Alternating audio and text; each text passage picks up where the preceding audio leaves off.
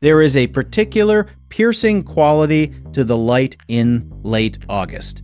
It's a light that promises endings, a golden hour glow that illuminates not beginnings but conclusions. It's this very light, both literal and metaphorical, that suffuses Savage Steve Holland's 1986 film. One Crazy Summer, a movie often mistaken for a simple, zany comedy, but which, upon closer inspection, reveals itself as a surprisingly poignant elegy for a certain kind of youthful aspiration. The film arrived in the wake of Holland's debut, Better Off Dead, another Cusack-starring vehicle of surreal animated despair.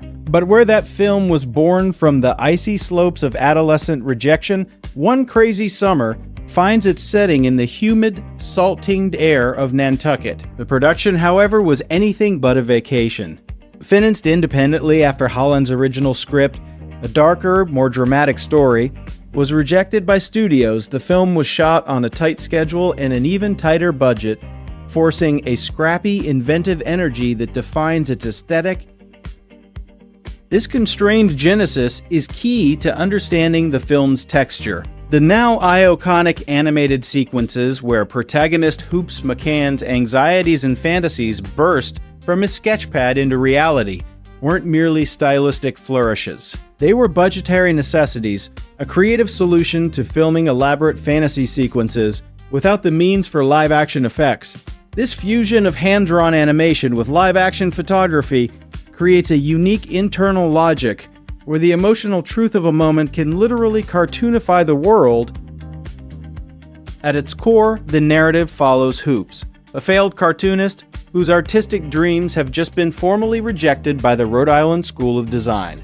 He retreats to Nantucket with his wealthy, oblivious friend George, aiming for a summer of escape. What he finds, instead, is a community of fellow misfits, each nursing their own quiet disappointments. There's the tomboyish Cassandra, hiding from her pageant-pushing mother, the gentle giant Egg Stork, obsessed with Jacques Cousteau, and the volatile Ak Raymond, a pyromaniac with a heart of gold, living in the shadow of his military father.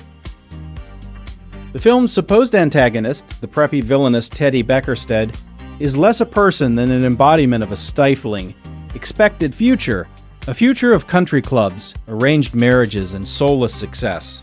The central conflict, then, isn't really about winning a regatta to save a grandmother's house, though that provides the plot's engine. It's about Hoops and his friends resisting the gravitational pull of a life that has been pre-scripted for them, a life that feels as foreign and hostile as Beckerstead's yacht. Holland's direction consistently undercuts broad comedy with sudden moments of quiet sincerity. Notice the scene where Hoops and Cassandra sit on the dock at night. The cartoonish chaos of the day recedes.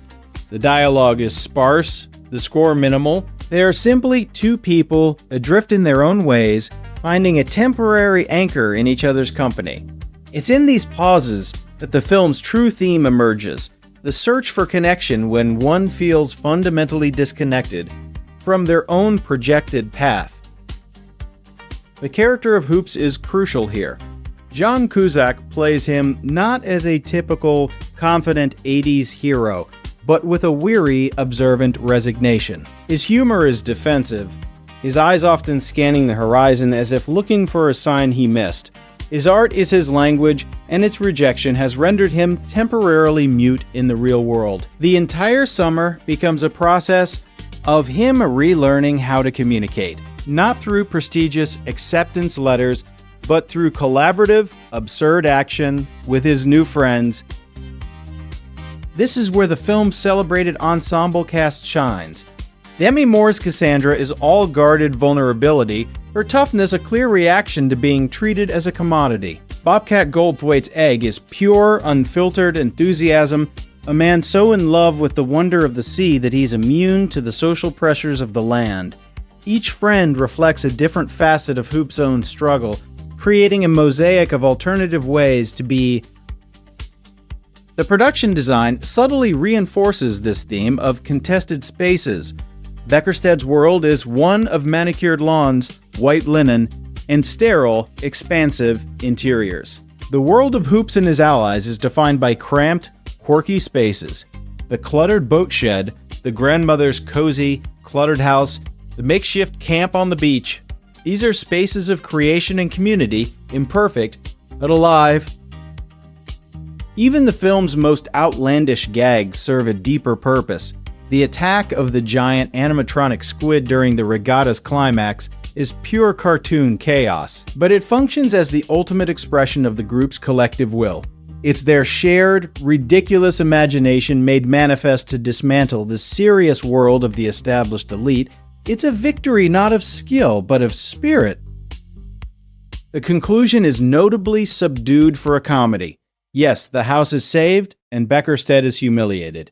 But the real victory is quieter. Hoops doesn't get into art school. He doesn't suddenly become a successful cartoonist. Instead, he gets something more valuable. A completed comic book, born from the experiences of the summer, and the knowledge that his voice has found an audience, however small. He leaves Nantucket not with a trophy or a girlfriend, but with a sense of resolution. The final shot of Hoops driving away as his friends wave goodbye is steeped in that late summer light. It's not a happy ending, but a contented one. He is moving forward, still an uncertain artist, but no longer a failed one. He has been redefined not by an institution, but by a shared experience.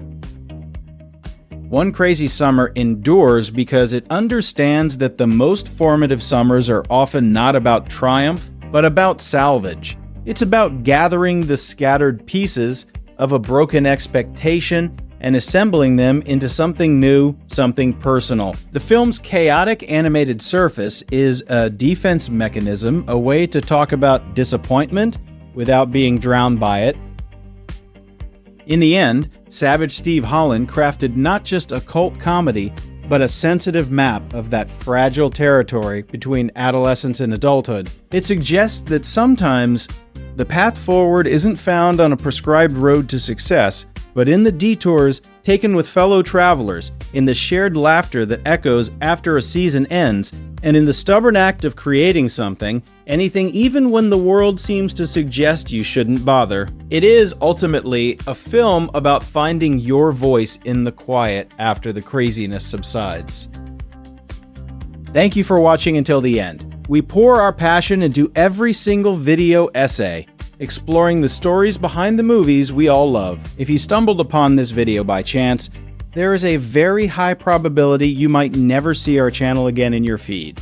So please, take a moment to hit that subscribe button, leave a like, and ring the bell. We are actively growing this community of cinema lovers, and your support is what helps us make our content better and more insightful every single day.